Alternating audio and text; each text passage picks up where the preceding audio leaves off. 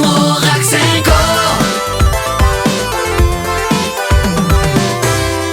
Dans le livre de la semaine, Charlotte Jacobsen nous guide à travers des pages où l'aventure se dévide. À seulement 19 ans, Yann Damon prend son envol sur les chemins sinueux où la passion s'affole. La tournée 2024 du CNI, spectacle enivrant par monts et par vaux, s'élance dans le vent. Sous le chapiteau, les étoiles dansent avec grâce dans le tourbillon magique où chaque instant passe. C'est le sommaire de Moraxenko, ce jeudi féerique, journée mondiale de la poésie où le rêve s'explique. Bonjour à tous, bienvenue sur M, bienvenue à Moraxenko. J'ai fait un peu de poésie, j'ai essayé de faire un peu de poésie. Ça allait, et là je regarde Charlotte Jacobsen, ça va, j'ai pas dit de bêtises.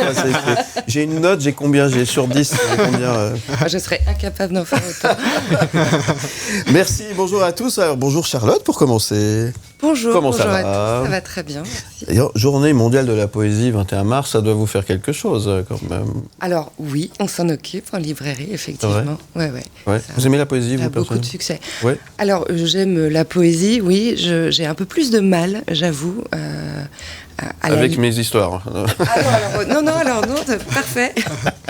J'ai un peu de mal à prendre ce temps, j'avoue, de me poser avec un bon mug de thé et lire de la poésie. Je suis un peu plus terre à terre. Pour l'instant, je suis hermétique, mais je sais que c'est un souci. J'y travaille. C'est l'amour des mots, la poésie, c'est ça? C'est l'amour des mots, oui. Moi, je préfère qu'on me raconte des histoires. Ça me perd un peu parfois, la poésie. D'accord. Il était une fois. C'est ça, là, je suis restée très enfant. C'est bien. Il était une fois un jeune de 19 ans qui faisait de la moto très vite, qui s'élance pour les championnats d'Europe quand même. Il est avec nous ce matin sur le plateau. Il s'appelle Yann Damon. Bonjour Yann. Bonjour à tous. Comment ça va? Mais ça va bien, merci. Et vous? Oui, ça va bien, merci. 19 ans? 19 ans. Alors 19 ans et déjà à fond sur... J'ai vu quoi? 270 km/h. 270 km/h, oui. C'est les vitesses de pointe qu'on peut atteindre. Mais étonnamment, c'est pas ça le plus impressionnant. Qu'est-ce qui est le plus impressionnant là? Les vitesses de passage en virage, c'est ça qui est... Quand on se lance dans les virages. Des fois, on se lance dans un virage en se disant est-ce que ça va passer ou pas? Ouais. Ah ouais, d'accord. Donc il y a une grande part d'improvisation. Oui, une fois, il y avait un pilote qui m'avait dit pour aller vite, tu dois rentrer dans un virage en te disant que ça va pas passer. D'accord. Eh ben, dis donc, voilà. Je suis contente que Ça va ce être soit pas rassurant. mon fils. C'est rassurant pour votre maman, ça, non? Voilà, exactement. Maman, elle est comment? Elle est Alors, tordue chaque maman, fois ça va, mais papa, Papa, il est ça tendu. coince plus pour papa. D'accord. Enfin, ça coince, c'est plutôt lui qui est un peu plus anxieux, on va dire. Très bien. Bon, on va parler de votre histoire après parce que c'est plutôt étonnant. La poésie, c'est pas votre truc? Oui? Non? C'est pas trop mon monde, on va dire. Ouais, le bruit du moteur Ça peut de la être moto, une c'est sorte de symphonie. une poésie, Voilà, en quelque sorte. Bon, en tout cas, merci d'être avec nous. On va apprendre un petit peu à découvrir votre univers et puis parler de vous tout à l'heure et notamment de ces championnats d'Europe qui arrivent pour le mois de mai prochain, c'est Oui, ça? exactement, mi-mai. Et très bien, on va en parler dans quelques instants. La poésie, lui, il adore ça. D'ailleurs, il vous a fait un poème tout à l'heure. C'est Léo de Garrigue. Pas vraiment moi qui l'ai fait, c'est ChatGPT. Ouais, il a triché, lui. Enfin, c'est ChatGPT qui fait de la poésie. On a gagné, franchement. Donc voilà, il sera là pour m'aider à parler moto, parce que comme vous le savez, je suis un spécialiste. Exactement. Mais surtout, pour parler sport, et surtout pour ce petit clin d'œil qu'on fait à Adrien Briffaut, qu'on soutient avec M le Média, qu'on retrouve chaque lundi matin à 6h20 plus précisément. Lui qui se prépare activement pour les JO de cet été. Exactement, Adrien Briffaut, c'est un triathlète qui va faire les Jeux Olympiques cet été à Paris. On l'a suivi dans toute sa préparation. Chaque lundi, on dévoile un petit épisode sur un pan précis de sa préparation. Lundi, on parlera de l'importance des proches, de l'entourage dans la carrière d'un athlète. Et on vous propose un petit extrait ce matin avec son papa Charles qui nous raconte son rôle auprès d'Adrien. Je suis attentif à ce qui se passe. Je ne suis pas incisif, intrusif. C'est plutôt lui qui doit venir à nous. C'est à ce moment-là qu'on sait qu'il a besoin de quelque chose. Il a assez de gens autour qui sont là pas pour le gérer, mais pour le motiver, pour l'entourer, pour l'entraîner, pour le soutenir. Et je pense que peut-être dans certains moments, il peut avoir besoin d'autre chose, où il sait qu'il peut se rattacher à des personnes, on va dire, un peu extérieures. C'est pour ça quand il est sur une course ou n'importe quoi, il fait sa course. C'est comme si j'étais pas là ou comme si on n'était pas là. le papa d'Adrien Briffaut, retrouvé lundi matin à 6h20. C'est un petit peu la même chose pour vous vous retrouvez un petit peu dans ce qui est dit par le papa? Oui, un petit peu. C'est vrai que l'entourage est très important pour nous parce que c'est un sport et je pense que quand on se dédie à 100% à quelque chose, on doit être prêt à sacrifier tout le reste. Et donc c'est important d'avoir derrière des gens qui sont avec nous et tout le monde qui tire à la même corde. C'est quelque chose. Chacun avec son rôle, mais c'est important, c'est fondamental. Pour l'équilibre, voilà, c'est hyper important. Eh bien, merci. Donc, rendez-vous 6h20 tous les lundis matins pour soutenir avec nous Adrien Briffaut qui se rendra au JO cet été. Les JO, Charlotte, oui, non? Oui. Ah oui. Ouais. Oui, très sport. C'est vrai? Oui. D'ailleurs, j'ai réussi à avoir 2 places. Oh là là. La classe. Ouais. Le livre de la semaine. Charlotte Jacobsen, vous nous présentez ce matin Les Tourmentées de Lucas Belfaux chez Folio. Petite leçon de rattrapage pour Les Tourmentées, sortie chez Alma édition 2022 et qui vient de paraître en format poche, donc chez Folio. Et cette question, seriez-vous prêt à mourir pour vos enfants et à quel prix? Oui, alors même que vos enfants ne sont pas en danger. Alors, je vous pose la question. Oui, moi je pense que oui. Oui. À quel prix? Alors à quel prix c'est une bonne question. Ouais. Alors, donc c'est cette question qui est posée au tout début de ce roman par Madame, avec un M majuscule, jeune veuve fortunée, qui n'a pas d'autre prénom dans le roman, à Skender, vétéran de la guerre de Yougoslavie, mercenaire, ex-légionnaire, qui lui a tout perdu dans la vie. Forme physique, boulot, femme, enfant, espoir, estime de soi. Il vit dans la rue, se cache à la sortie de l'école pour apercevoir ses garçons et Manon, son amour perdu. 3 millions d'euros, c'est pas beaucoup, mais ça ira pour que les gosses et Manon soient à l'abri, se dit Skender. Alors, on trinque au champagne et rendez-vous dans 6 mois quand tout le monde sera prêt. Mais prêt à quoi exactement? Prêt à quoi? C'est Max, ex-frère d'armes et aujourd'hui majordome de Madame, qui lui a suggéré le nom de Skender, seul gibier de taille à répondre à l'ultime fantasme de cette drôle de dame, chasser l'homme pendant 1 mois dans une réserve de chasse de 15 000 hectares en Roumanie, car cette dame, oui, est passionnée de chasse et seul l'homme manque à son tableau. Voilà, Skender accepte, l'argent est versé et dans 6 mois, lorsque chacun sera prêt physiquement et mentalement, la chasse sera ouverte. 6 mois, c'est donc le temps du roman. Tourmentés, c'est rien de dire que ces personnages le sont, habités par des traumatismes, animés de passions aussi violentes que décalées, capables de mettre la morale de côté, tant il n'y a plus rien à perdre d'un côté comme de l'autre. Attention, jeu dangereux. On peut penser au film d'Adrian Lyne, Proposition indécente, dans lequel Demi Moore doit passer une nuit avec Robert Redford en échange d'1 million de dollars, ce qui va remettre en question son couple et toute sa vie, même si ici le sacrifice semble tout de même plus pénible que de passer une nuit avec Redford, mais l'issue sera à la mesure de cette différence. Donc le livre pose la question de ce qu'on gagne et de ce qu'on perd à jouer à ce petit jeu, pratiquement, mais aussi du point de vue philosophique. Quelle est la valeur des hommes, des choses et d'une vie? Mais cet argument, cette histoire, on la trouve souvent dans les films, dans les livres. On se pose souvent cette question, et nous, qu'est-ce qu'on ferait avec 3 millions, 5 millions, 10 millions? Qu'est-ce qu'on est prêt à faire? Ce qui est vraiment important ici, et ce pourquoi j'avais envie de parler de ce roman, c'est sa construction hyper originale qui stimule la lecture jusqu'à la dernière page.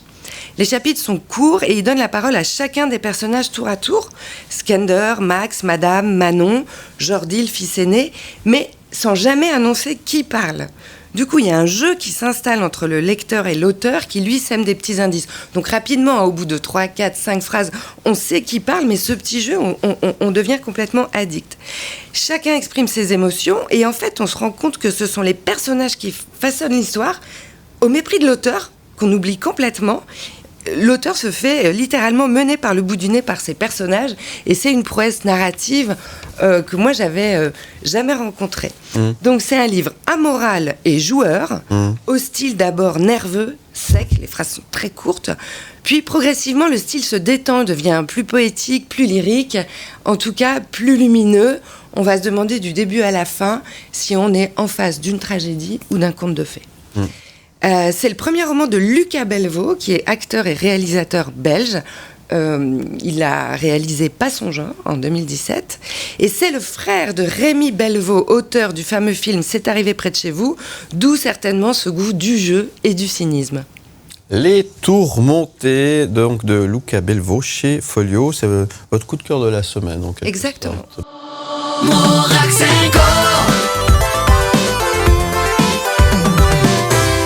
Et ce matin, j'accueille également sur le plateau un jeune motard de 19 ans, originaire de Lutry, qui se lance dans le championnat d'Europe en 600 supersport à la vitesse impressionnante, tenez-vous bien, de 270 km/h. Son parcours que nous allons découvrir est exceptionnel.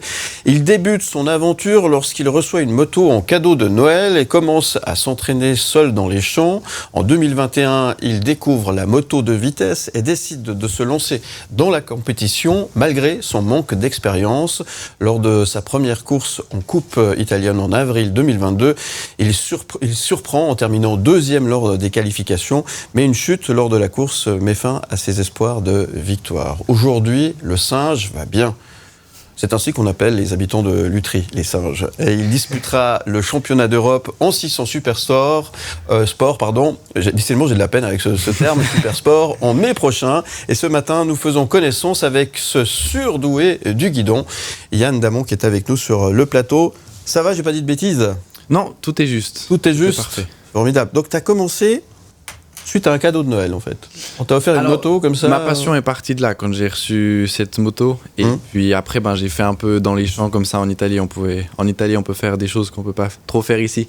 Ah bon? Dans les champs, mais après, c'était vraiment pour du jeu. Et puis après, pendant une longue période, j'ai mis cette passion un peu de côté parce que pour moi, c'était inaccessible. Et en 2020, j'ai commencé sur des petites motos d'entraînement. Après 2021, quelques sorties en circuit et tout de suite 2022, compétition. Ouais. Commencé super jeune quand même. Non, j'ai pas commencé jeune. Enfin, j'ai commencé jeune, oui, les petites motos, mais après, j'étais relativement âgé, entre guillemets, pour ce sport. D'accord. Mais après, j'ai réussi à avoir une ascension très importante qui m'a permis maintenant d'être à un très bon niveau. Bon. Et puis, alors, il y a eu cette petite mésaventure, premier accident où tu es tombé. Alors, qu'est-ce qui se passe à ce moment-là, c'est les rêves qui s'écroulent, on remonte tout de suite sur la moto, c'est quoi faut tout de suite remonter sur la moto, mais c'est vrai que quand on tombe, on se rend compte que le week-end est fini. Là, quand j'avais fait deuxième aux qualifications, j'avais des grands espoirs pour la course, mais malheureusement, c'est le jeu, malheureusement, mon inexpérience a pris le dessus, mais après, tout de suite remonter sur la moto et puis penser à la prochaine course. Bon. Dans la tête, il se passe quoi? Alors, on s'éclate, mais c'est un sport où il faut être ultra rigoureux, il y a des règles ultra précises à respecter, il y a beaucoup de concentration. C'est un petit peu tout ça en même temps, hein. Oui, c'est vrai que c'est un sport qui demande d'être vraiment complet, parce que notre préparation physique va jouer, parce que déjà au niveau physique on veut être les meilleurs, mais aussi du point de vue de la sécurité, parce que ça reste un sport dangereux, parce que il y a des vitesses extrêmement élevées, donc il faut être très rigoureux sur tout pour être bon sur la piste et pour être aussi en sécurité sur la piste. Et la rigueur, quand on est ado, c'est facile à l'adopter, à l'apprécier, à la pratiquer. Pour moi, ça va parce que c'est mon rêve et donc je suis prêt à dédier toute ma vie à ça. Donc pour moi, c'est pas un grand sacrifice, on va dire. Ça demande beaucoup d'être très rigoureux sur beaucoup de choses, mais c'est pas pour moi, c'est pas quelque chose de contraignant, on va dire. D'accord. Charlotte, vous voulez réagir? Oui, moi je trouve de toute façon que les sportifs des sports auto en particulier sont des gens exceptionnels parce que ils ont une maturité incroyable, une grande intelligence. Donc je pense qu'il est plus pilote de moto cadeau.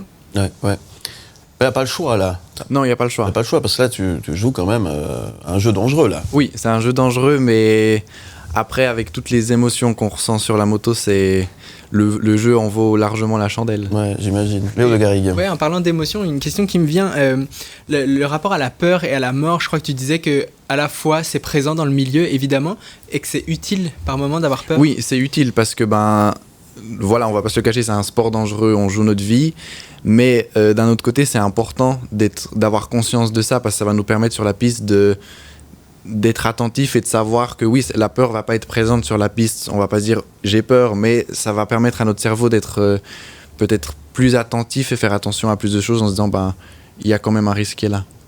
Votre manager Enzo Stretti dit que vous gardez une identité très romande. Ça veut dire quoi ça ? C'est que je sais pas trop ce que ça veut. J'ai un petit accent suisse déjà, je pense que ça aide un peu. Accent de Lutry. Accent de Lutry, voilà. L'accent de singe. Non, mais sinon, je pense que c'est aussi quelque chose que oui, je fais un sport qui est considéré un peu extrême et hors du commun, mais j'aime aussi les choses simples, du style aller me balader au bord du lac ou des choses comme ça. C'est des choses qui vont me plaire, et c'est vrai que ça peut des fois faire un écart. Les gens ils disent mais on vit des émotions comme ça et une balade au bord du lac on va aimer ça, mais moi c'est quelque chose qui me plaît. Ça me permet aussi de garder un équilibre.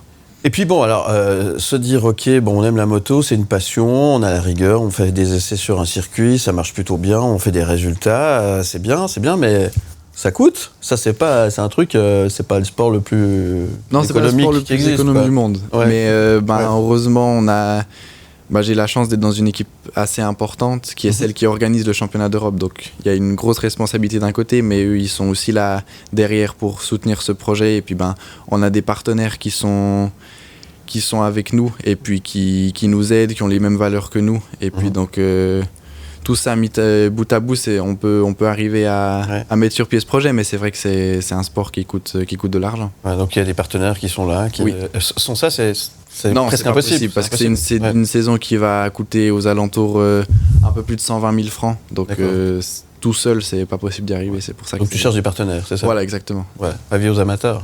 Avis aux amateurs, exactement. Voilà. Donc si on voulait mettre un peu de pub sur la moto, c'est ça. Oui, exactement. Après, on propose différentes choses sur mon site internet. Il y a différents types de partenariats, et puis ce sera des autocollants sur la moto, des événements avec les sponsors, de venir sur des courses, etc. Vraiment de montrer aux gens ce monde, parce que c'est un monde qui est assez fermé, mais moi j'ai cette envie, et mon manager aussi, de faire découvrir au plus de personnes possible ce monde, pas de le laisser fermer, de le laisser ouvert à tous pour transmettre les belles valeurs qu'il transmet. Numéro 28 ? Numéro 28, c'était l'année de naissance de mon grand-père, 1928. Puis je trouve qu'il est esthétique comme il est. Ouais, c'est vrai que c'est un beau chef. Puis le 8 est infini, voilà, donc on te souhaite une longue carrière. Merci. Évidemment. Alors là, tu te prépares pour le mois de mai.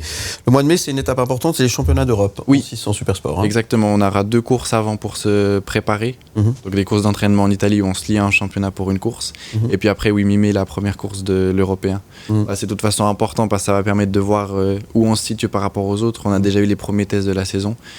En Croatie où il y aura la première course qui était très très positif, et puis là la première course c'est toujours important de pouvoir se mesurer aux autres et puis montrer qu'on est là, qu'on est rapide. Et comment on se prépare pour un événement tel que celui-ci, pour une course aussi importante ? C'est déjà d'aller sur le circuit pour pouvoir régler la moto avant, et puis après des entraînements physiques, mais ça comme tout le temps c'est des entraînements 6 fois par semaine.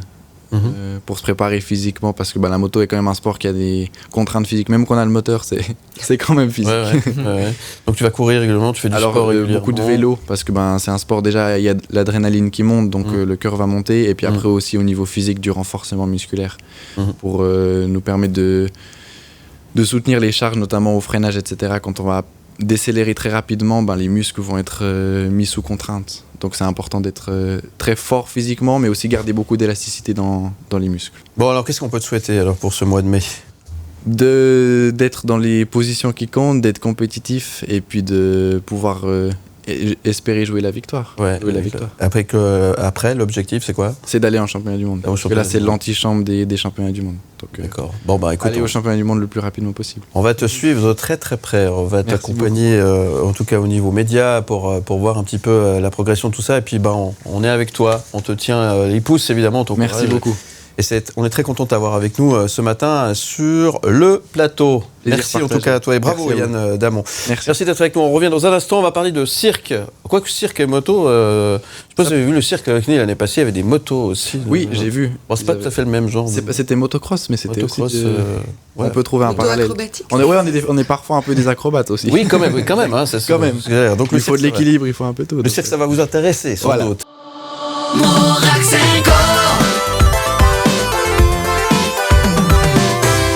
Avec sur le plateau Charlotte Jacobsen, avec Yann Damon, avec Léo de Garrigue et David Letard qui vient de nous rejoindre. Bonjour David. Bonjour à tous. Ça va ça vous dit d'aller au cirque ? Oui. Alors normalement, attendez, je vais recommencer. Normalement, ça doit faire ouais, oui. Ça vous dit d'aller aussi oui. Et ben ça tombe bien puisque je vais vous parler de la tournée 2024 du Cirque CNI qui a débuté vendredi dernier, le 15 mars. À Rapperswil, dans son fief tout simplement. M. Le Média a été sur place pour cette première. Et cette année, le CNI accueille le talentueux comédien et illusionniste vaudois Pierrick Tantoret, champion du monde de magie également, que nous recevrons d'ailleurs très prochainement sur le plateau pour parler un petit peu justement de cette tournée. Il va donc accompagner la troupe lors de ces étapes romandes, vous l'avez compris, une tournée 2024 qui met à l'honneur les acrobates cette année, avec notamment une troupe sud-américaine impressionnante qui promet de captiver le public avec le numéro de la double roue de la mort. Ça promet, hein. Nous avons tendu notre micro à Yvon CNI pour lui demander comment cette première représentation s'est déroulée du côté de Rapperswil. Yvon CNI. Le spectacle même a été très réussi, tout a passé super bien, surtout au niveau technique. On a plein de nouveautés dans ce spectacle de technique qu'on n'a jamais eu avant. Du coup, c'était vraiment un grand challenge de mettre en place tout ça. Et surtout, dans les répètes, on ne sait jamais si ça plaît au public ou pas. Mais je trouve qu'après ce soir, je crois que c'était une super bonne réception et un super bon retour du public. Du coup, on se réjouit beaucoup à montrer ce spectacle tout le reste de la tournée. Yann Damon, le cirque, c'est quelque chose que... Oui, alors je vais souvent au cirque. Enfin, tous les ans, je vais ouais. chez CNI, c'est vrai que c'est... Ouais. Charlotte, ouais. Moi, j'aime beaucoup les acrobates en particulier, les gymnastes. Vous avez de service cette année, hein. Ouais. Avec la double roue de la mort, carrément. Léo de Garrigue, oui, non. Très acrobatie également, oui. Ouais, et David Le Torch. Des souvenirs plein les yeux. Hein. Plein les yeux. Alors, franchement, les représentations du Cirque CNI, c'est vraiment assez exceptionnel. Et cette année, ça promet également d'être assez fabuleux. On a quelques images en exclusivité. Ça, c'était justement vendredi dernier du côté de Rapperswil. Donc, cette tournée 2024 du CNI qui c'est donc parti. Hein, tout d'abord pour la Suisse alémanique, vous l'avez compris. Puis, une arrivée attendue en Romandie à la fin du mois d'août. La Suisse romande que Yvon CNI apprécie tout particulièrement. Je trouve qu'on est super bien reçu aussi en Romandie. J'adore la Romandie, c'est tellement une belle région. Et je me réjouis toujours tellement de retourner en Romandie, voir aussi mes amis. Et je trouve que c'est un public différent, mais on est toujours accueillis très chaleureux. Alors, notez bien les dates. À Genève, ça sera du 30 août au 15 septembre. À Nyon, les 21 et 22 septembre. À Lausanne, du 27 septembre au 13 octobre. À Vevey, du 17 au 20 octobre. À Sion, du 24 au 27 octobre. Et à Fribourg, du 1er au 3 novembre. Vous avez noté ? Oui. C'est noté. Vous avez noté pourquoi ? Lausanne, oui, c'est Lausanne. Lausanne pour vous, évidemment. Et, quoi qu'il en soit, on souhaite un bon moment, parce que le Cirque CNI a également un très très beau cirque national quand même. Ça vaut la peine, et les acrobates sont à l'honneur cette année. Voilà, toutes les infos sur le site bien sûr du Cirque CNI, n'hésitez pas à aller faire un petit tour. Merci les amis, on a passé encore un moment fabuleux, on a parlé de plein de choses, littérature, moto, cirque, on va parler de l'agenda dans un instant. On se retrouve très bientôt. Avec joie. Avec grand plaisir. Alors Charlotte, on se retrouve jeudi prochain. Oui. On parle de quoi, on sait déjà ? On parle de famille. De famille, très bien. La famille sera à l'honneur juste avant le week-end de Pâques. Ou famille, je vous hais. Ah n'en dites pas trop, ce sera la semaine prochaine. Un grand merci à Yann Damon. Merci à Est-ce vous. qu'on peut lui souhaiter ? D'être compétitif, de devenir le meilleur. On vous le souhaite et on vous dit à très bientôt. À bientôt. Merci.